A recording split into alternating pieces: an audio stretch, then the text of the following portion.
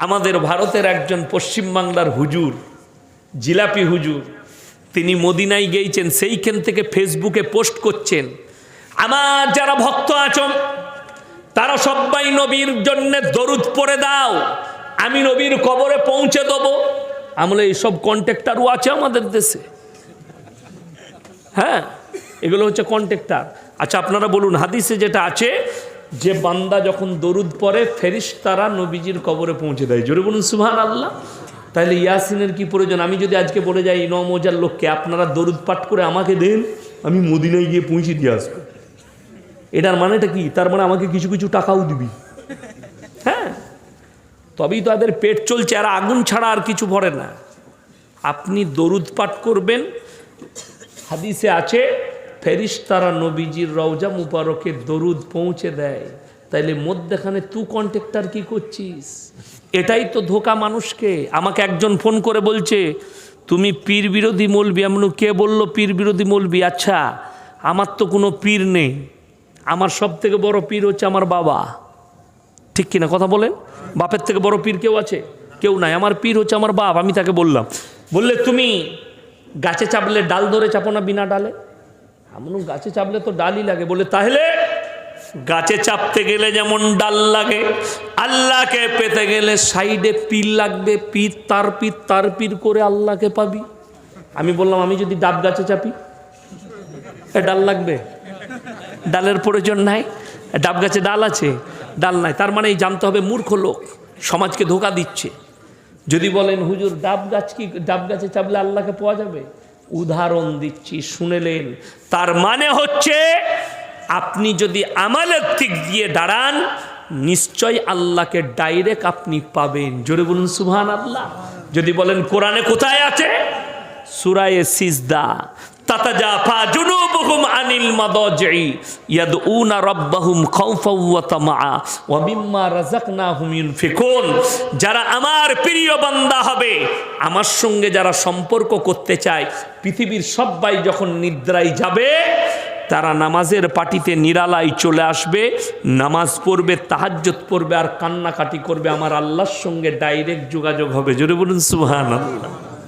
আচ্ছা, কোনো ছেলেমেয়েরা প্রেম করলে শুনেছেন কেউ বলে তো সুজাপুর বাস স্ট্যান্ডে আসবি, সবারই সামনে তোকে আমি আই লাভ ইউ বলবো, এরকম কেউ বলে কোনো ছেলে?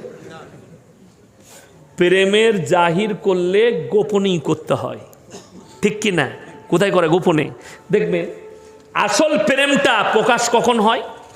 যখন প্রেমিক প্রেমিকের ঘরে রাতের বেলায় একা, আর প্রেমিকা প্রেমিকার ঘরে একা রাতের বেলায়, সবাই ঘুমিয়ে গেছে, এদের দুজনার কিন্তু ঘুম নাই। ফট করে মিস কল মারলে, দেখি তুলি, তোমাকে না পেলে মরে যাবো আমি, তোমাকে না পেলে আমি গলায় দড়ি দেবো। এই যে কান্নাটা, এটা কিন্তু রিয়েল কান্না, এইটাই আসল প্রেম। এই নিরালাই প্রেমটাই আসল প্রেম। আল্লাহর কসম, আমি আপনাদিকে যেটা বুঝাতে চাইছি যে আল্লাহর সঙ্গে ডাইরেক্ট প্রেম করলে নিরালায় চলে এসো নামাজের পাটিতে, আর সেইখানে যে চোখের পানিটা পড়বে ওইটাই অরিজিনাল পানি। আর দেখবেন সুজাপুর বাজারে যে তসবি নিয়ে ঘুরে বেড়াচ্ছে, ওই মালটা নকল মাল। রাস্তায় তসবি করা যায় না, জিকির করা যায় না। আল্লাহকে পেতে গেলে নিরালাই করতে হয়। অনেকজন রাস্তায় দেখবেন সুজাপুর বাজারে দেখতে পাই অনেক সময়, কি বললেন, হাতে এরম করে গুটিয়ে মালটা লাগাইছে, সুবহানাল্লাহ সুবহানাল্লাহ, এরম করে জিকির হয়। ও তো একটা মেয়ে দেখতে পেলে সুবহানাল্লাহ সুবহানাল্লাহ এরম লাগবে। জিকির তো ওইখানে হয় না। আল্লাহকে পেতে গেলে নিরালাই। আল্লাহ কোরআনে বলেছে, শুনেলেন সূরায়ে ফুরকান, ওয়াল্লাযীনা ইয়াবিতুনা লিরাব্বিহিম সুজদাও ওয়া কিয়ামা।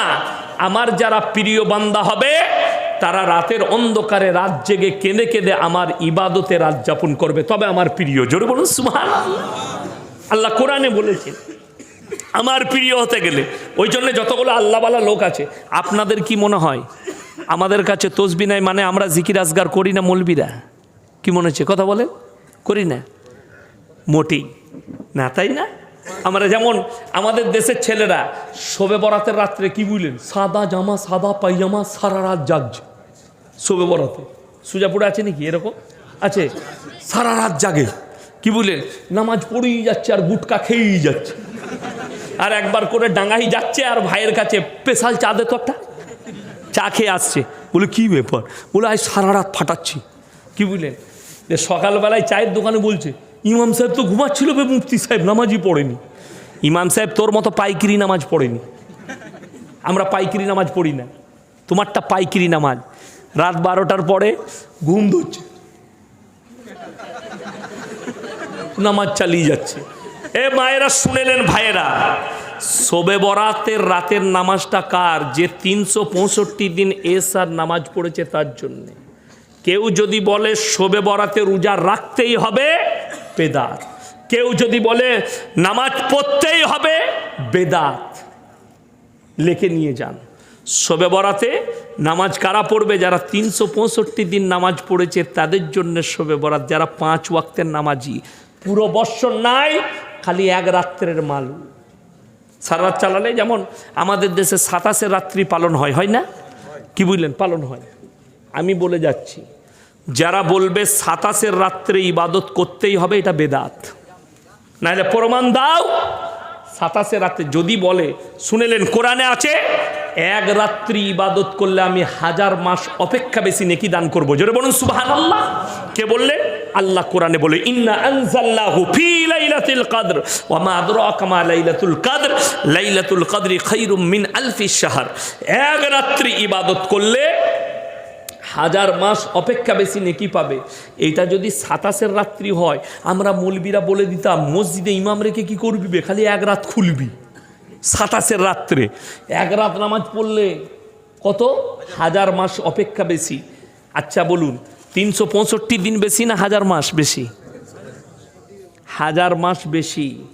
তো 1000 মাস সমতুল্য যদি নেকি পাওয়া যায়, তাহলে তো ইমাম রেখে লাভ নাই, খালি বছরে একবার খালি ইমাম রাখবি একদিনের লেগে। কিন্তু কথা তো তা নয়। আপনি মনে করেছেন নিজেকে চালাক, আমাদের দেশের মানুষ মনে করে, পৃথিবীর মানুষ মনে করে আমরা বেশি চালাক। 27 রাত্রে আমাদের বর্ধমানে আছে, কি বুঝলেন, 5 কেজি মিহিদানা নিয়ে মসজিদে চলে গেছে, জীবনে নামাজ পড়ে না, একটা রোজা রাখে না, খালি 27 রোজাটা রেখেছে। দিয়ে গিয়ে ইমাম সাহেবকে বলছে হুজুর, লুকিয়ে দিয়েছে 500 টাকা, বলে এটা জান্নাতে যাবার টিপ। কি বুঝলে, টিপস দিচ্ছে জান্নাতে যাবে। আমরা সে হুজুর লয়, 500 টাকা দিয়ে জান্নাত আমাদের কাছে পাবেন, আর মিষ্টি বিলিয়ে জান্নাত পাওয়া যায় না। শবে বরাতের রাতে যদি মনে করো মিষ্টি বিলিয়ে, আমাদের দেশে যা হালুয়া রুটি চলে, কি বুঝলেন, অনেক বেদাতি মৌলবি বলছে এরা হালুয়া রুটির বিরোধী। কে বললে হালুয়া রুটির বিরোধী? আমি তো নিজে হালুয়া রুটি খাই, অসুবিধা কিছু নাই তো। বিরোধিতা ওইটার যে শবে বরাতে হালুয়া রুটি করতে হবে, এটা বেদাত। খাওয়াটা বেদাত লয়। আপনি কালকে করুন না, অসুবিধা নাই, পরশু করুন। আমার যেদিনে সুজির হালুয়া খেতে মন যায় আমি করি, বাড়িতে বলি করো। ফিন্নি খেতে মন গেলে ফিন্নি খায়, কিন্তু ওটা তো নয়। পুরো বৎসর রজব গজব হালুয়া রুটি আপনার পিঠে এই সব লেগে আছে। এই পৌষ মাস শেষ হবে, আমাদের বাংলায় একটা কাজী সাহেব হয়, কোথায় হয় জানি না, আমাদের বর্ধমানে হয়, মুর্শিদাবাদে হয়। কাজী সাহেব বলে কোন একজন পীর সাহেব ছিল, তার ওরসের দিন হচ্ছে পয়লা মাঘ। কি বললাম, ওরসের দিন। সেই দিনে গরু জবাই করে মুসলমানরা খানা রান্না করে খায়, ফিস্ট করে। সরাসরি হারাম। কাজী সাহেবের ওরস পালন করা হারাম, ইসলামে ওরসই হারাম, মেলা হারাম। বড় কষ্ট লাগে। আমি কারোর বিরোধী নয়, নামাজের কেন বিরোধী হতে যাব? হালুয়া রুটির বিরোধী আমরা কেন হতে যাব? জিলাপির বিরোধী হতে যাব কেন? তোরা বলছিস কবরে জিলাপি দিয়ে ওঠে হারাম, আমি বলছি জিলাপি আমিও তো খাই। আমার গ্রামে কমল পালের দোকান আছে, কমল পাল, একটাই 5000 ঘরের মধ্যে একটাই হিন্দু বাড়ি, কমল পাল নাম, দারুণ জিলাপি করে। আমি তার দোকানে গেলি, বলে হুজুর একটা জিলাপি খান। বলো গরম গরম দে। আমি তো জিলাপি খাই, কিন্তু কবরে দিয়ে তোদের মতো জিলাপি খাই না, যে কবরে বাবার নামে জিলাপি, গাছের নামে জিলাপি। আমি হুগলি ডিস্ট্রিক্টে জলসা করতে গেছি, এই যে জলসা হচ্ছে, এইরকম আপনাদের মতো রাস্তায় নয়, বড় ময়দানে। তো আমি যখন স্টেজে গেলাম, স্টেজের পাশেই একটা বেকা গাছ, বিরাট গাছ, গাছের গোড়ায় দেখছি ঘোড়া রাখা আছে, মোমবাতি আগরবাতি, আর গাছেতে একটা চাদর ল্যাপটানো আছে। তো আমি জিজ্ঞেস করলাম স্টেজে চেপে, আমি বললাম বাবা তোমরা খুব ভালো মানুষ, এখানে হিন্দু মুসলিমরা খুব ভালো। বলে কেন হুজুর? আমরা তোমাদের মধ্যে মহাব্বত আছে, এই তো এখানে হিন্দুদের পুজো হয় আর এখানে জলসা হচ্ছে পাশাপাশি। বলছে হুজুর এটা হিন্দুদের, এটা আমাদেরই। আমরা তোরা কি করিস বে? বলে এখানেই তো গড়াগড়ি খেয়ে ছেলে পাওয়া যায়। হ্যাঁ, ওইখানে গড়াগড়ি মারলে বলছে ছেলে হয়।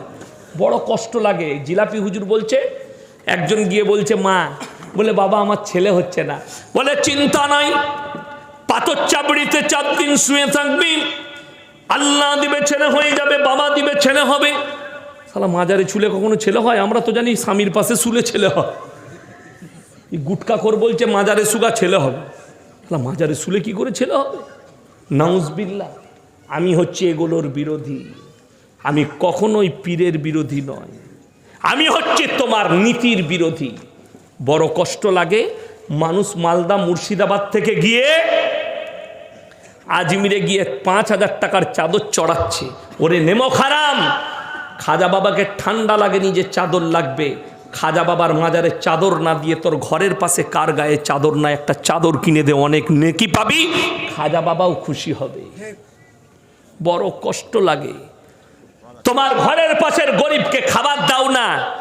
বলছে পাথর চাবড়ির ফকিরকে খাইয়ে এলাম, 100টা ফকির খাইলাম, তুই 1 কোটি ফকির খাবার যদি পাশের ঘরের লোক খেতে না পাই কোনো কাজে লাগবে।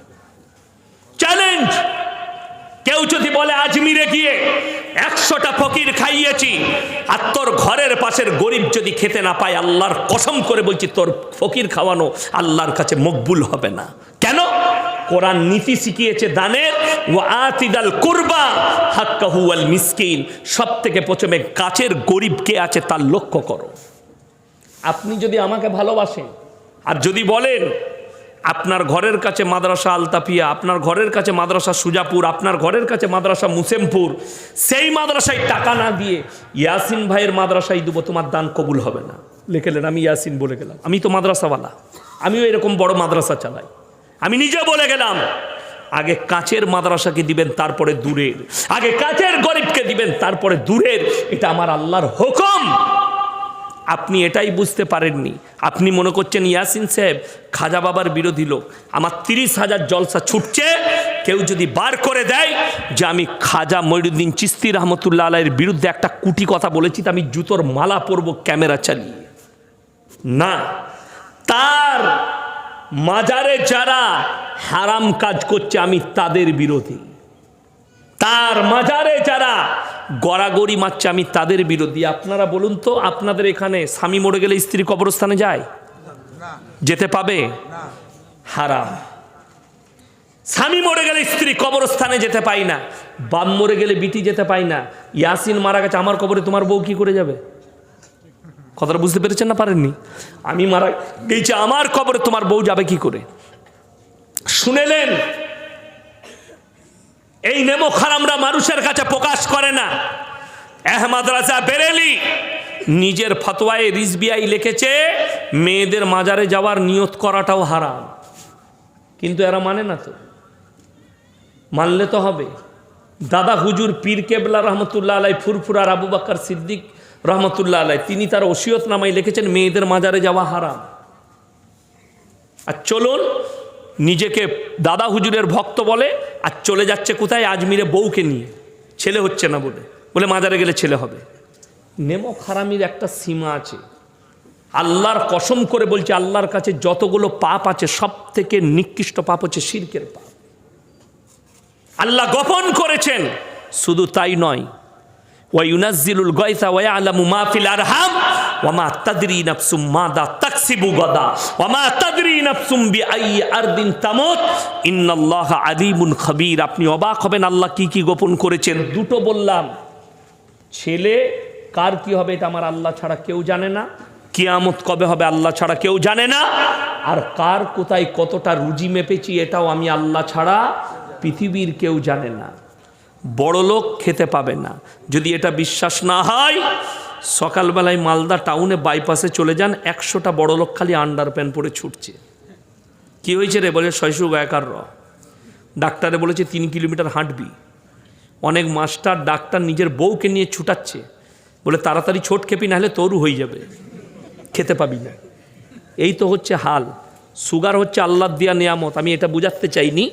কোটি টাকার মালিক, দস্তরখানে বসলে পুরা রুটি খেতে হবে।